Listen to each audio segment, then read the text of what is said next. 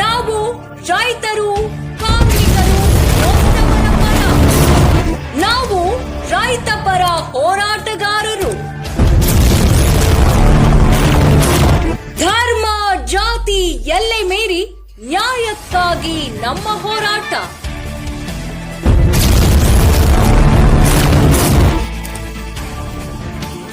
ನಾವು ಎಲ್ಲದಕ್ಕೂ ಸಿದ್ಧ, ಎಲ್ಲದಕ್ಕೂ ಬದ್ಧ.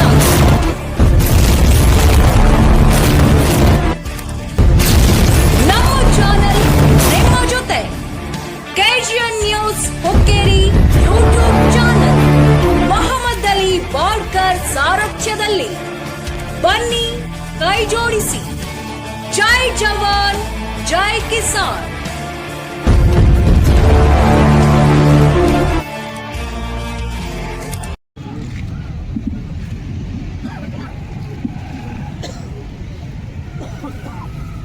ಕರ್ನಾಟಕ ರಾಜ್ಯ ರೈತ ಸಂಘ ಹಾಗೂ ಕೂಲಿ ಕಾರ್ಮಿಕರ ಹಿತಾಸಕ್ತಿ ಸಂಘ ಹುಕ್ಕೇರಿ ಘಟಕ, ಅದರ ಜೊತೆಗೆ ಕರ್ನಾಟಕ ರೈತ ಹಿತರಕ್ಷಣಾ ವೇದಿಕೆ,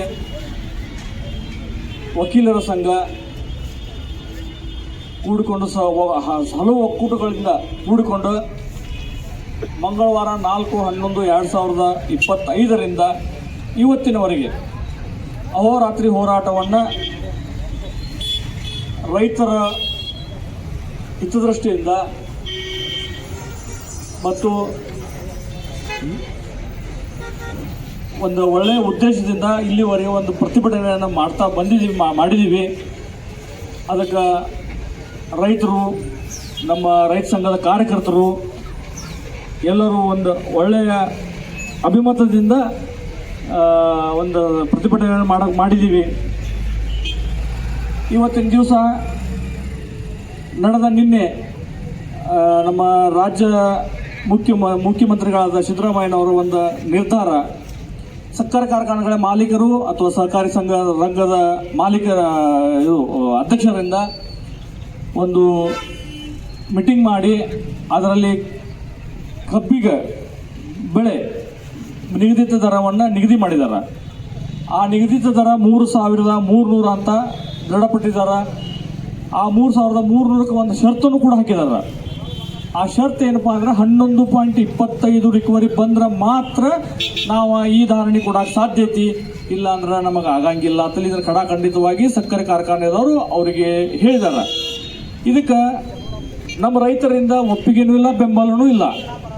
ಯಾಕಂದರೆ ಈ 3,200 ರೂಪಾಯಿ ಈಗ ಪೇಮೆಂಟ್ ಮಾಡಿ ರೈತರಿಗೆ ಖಾತೆಗೆ ಜಮಾ ಮಾಡಿ ಇನ್ನುಳಿದ 100 ರೂಪಾಯಿಯನ್ನು 6 ತಿಂಗಳು ಬಿಟ್ಟ ಜಮಾ ಮಾಡ್ತೇವೆ ಅಂತ ಭರವಸೆ ನೀಡಿದ್ದಾರೆ. ಇದು ಯಾವುದು ಸೂಕ್ತ ಅಲ್ಲ, ಇದಕ್ಕೆ ಯಾರೂ ಸಹಮತನೂ ಇಲ್ಲ. ಇದ್ರ ಜೊತೆ ಮಾತನಾಡೋಕೆ ಗುರ್ಲಾಪುರಕ್ಕೆ ನಮ್ಮ ಸಕ್ಕರೆ ಸಚಿವರು ಶಿವಾನಂದ ಪಾಟೀಲ್ ಅವರು ಕೂಡ ಏನು ನಿನ್ನೆ ನಿರ್ಣಯ ತಗೊಂಡಿದ್ದಾರೆ, ದೃಢೀಕರಣ ಪತ್ರವನ್ನು ತಗೊಂಡು ಅಲ್ಲಿ ಬರ್ತಾ ಇದ್ದಾರೆ. ಅಲ್ಲಿ ಏನು ನಮ್ಮದು ಒಂದು ಬೇಡಿಕೆ ಐತಿ ಅದನ್ನು ನಾವು ಇಡತ್ತೇವೆ. ಆ ಇಟ್ಟದಕ್ಕೆ ಅವರು ಅದಕ್ಕೆ ಒಪ್ಕೊಂಡ್ರೆ ಮಾತ್ರ ಇದು ಒಂದು ಯೋಗ್ಯ, ಇಲ್ಲಂದ್ರೆ ಯೋಗ್ಯ ಇಲ್ಲ ಅಂತ ಈ ವೇದಿಕೆ ಮುಖಾಂತರ ಹೇಳಕ್ಕೆ ಇಚ್ಛೆ ಪಡ್ತೇವೆ. ಈ ಒಂದು ಹೋರಾಟಕ್ಕೆ ಹುಕ್ಕೇರಿ ನಗರದ ಸರ್ವ ಅಂಗಡಿ ಮುಕ್ಕಟ್ಟುಗಳು, ವಕೀಲರು ಮತ್ತು ರಸಗೊಬ್ಬರ ವ್ಯಾಪಾರಸ್ಥರು, ಸಾರ್ವಜನಿಕರು, ಪೊಲೀಸ್ ಸಿಬ್ಬಂದಿಯವರು, ಕಿರಾಣಿ ವ್ಯಾಪಾರಸ್ಥರು, ಹೋಟೆಲ್ ಉದ್ಯಮಿದವರು, ರಿಕ್ಷಾ ಅಸೋಸಿಯೇಷನ್ದವರು, ಟ್ರ್ಯಾಕ್ಸ್ ಕ್ರೂಸರ್ ಅಸೋಸಿಯೇಷನ್ದವರು, ಮಾಧ್ಯಮದವರು, ಶಾಲಾ ಕಾಲೇಜ್ದವರು, ಹೀಗೆ ಹಲವು ಅವರಿವರು ಅನ್ನದೇ ಎಲ್ಲರೂ ಒಮ್ಮತ್ತಿನಿಂದ ಸ್ವ-ಇಚ್ಛೆಯಿಂದ ಬಂದ್ ಘೋಷಣೆಗೆ ಕರೆ ಕೊಟ್ಟಿದ್ದಕ್ಕೆ ಸ್ವ-ಇಚ್ಛೆಯಿಂದ ಬಂದು ಸಹಸ್ರಾರು ಒಂದು 6-7 ಸಾವಿರ ಜನಸಂಖ್ಯೆ ಮೂಲಕ ಒಂದು ಬೃಹತ್ ಪ್ರತಿಭಟನೆಯನ್ನು ಮಾಡಲಿಕ್ಕೆ ಸಾಧ್ಯವಾಗಿದೆ.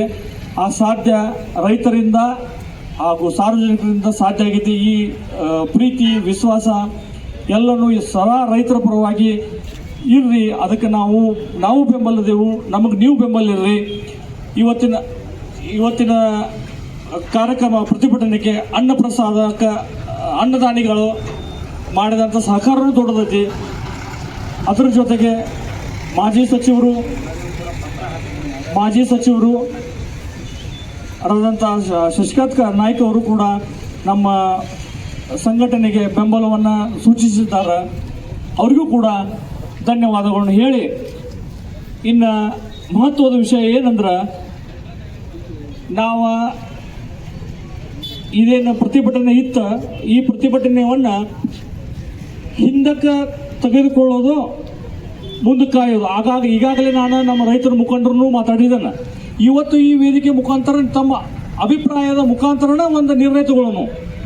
ಯಾಕಂದರೆ ಈಗ ಒಂದು ಧಾರಣೆ ಫಿಕ್ಸ್ ಆಗೈತಿ. ಆ ಫಿಕ್ಸ್ ಆದದಕ್ಕೆ ಕೆಲವು ನಮ್ಮ ಷರತ್ತುಗಳದಾವ. ಷರತ್ತಕ್ಕೆ ಸರ್ಕಾರ ಒಪ್ಪಿಕೊಂಡಿದ್ದಾದ್ರೆ ನಾವು ಇರ್ತೀವಿ, ಭದ್ರ ಇರ್ತೀವಿ. ಇಲ್ಲ ಅಂತಲೂ ಮಾತಾಡಿದ್ದೀವಿ. ಈಗ ರೈತರ ಮುಖಂಡರು ಇದೀರಿ, ರೈತರು ಇದೀರಿ, ರೈತ ಸಂಘದವರು ಇದೀರಿ, ಮತ್ತು ಸಾರ್ವಜನಿಕರು ಐತಿ. ಇದಕ್ಕೆ ನಿಮ್ಮ ಬೆಂಬಲ ಒಪ್ಪಿಗೆ ಏನೈತೆ ಅನ್ನೋದು ನೀವು ಮತ್ತೊಮ್ಮೆ ಖಡಾಖಂಡಿತವಾಗಿ ಹೇಳ್ಬೇಕಾ, ನಾವು ಕೇಳ್ಬೇಕಾ? ಏನೈತಿ ನಿಮ್ಮ ಉದ್ದೇಶ ಏನೈತಿ ರೀ?